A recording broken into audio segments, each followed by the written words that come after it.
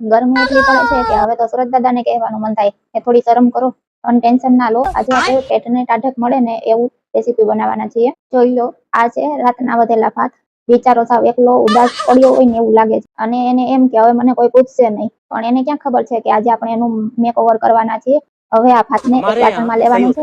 આપણે દેશી સ્ટાઇલથી બનાવવું છે તો આપણે માટીનું વાસણ લેશું. પછી એમાં નાખવાનું મોડું દહીં. જો દહીં ના હોય તો પડોશી પાસે માંગવા નહીં જવાનું, આપણે ખાટી છાશ નાખી દેવાની અને એમાં પાણી રેડવાનું છે.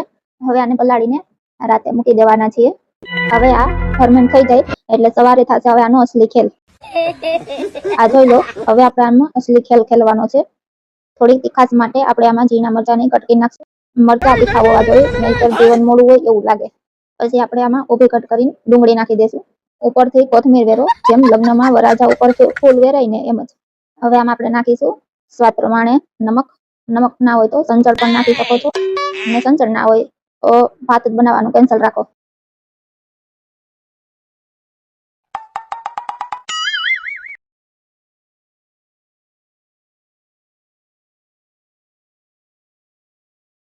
તેલ ગરમ કરી એમાં આપણે થોડુંક જીરું નાખશું. જીરું તતડી જાય, એનો અસલી મસ્ત મ્યુઝિક બહાર આવે ને ત્યારે આપણે એમાં નાખવાની છે હિંગ. માપે નાખજો. હવે આપણે આને નાખી દઈશું ભાતમાં. જો ભાઈ, આપણો દેશી એસી તૈયાર થઈ ગયો છે. આ પખાલા ભાત એકવાર ખાશો ને તો એસી નું બિલ બચી જશે ને પેટમાં એવી ટાઢક મળશે કે સીધા હિમાલયમાં બેઠા હોય ને એવી ફિલિંગ આવશે. તો વાત કેની જુઓ છો? ફટાફટ રસોડામાં જાઓ અને રાતના વધેલા ભાતનો ઉદ્ધાર કરો.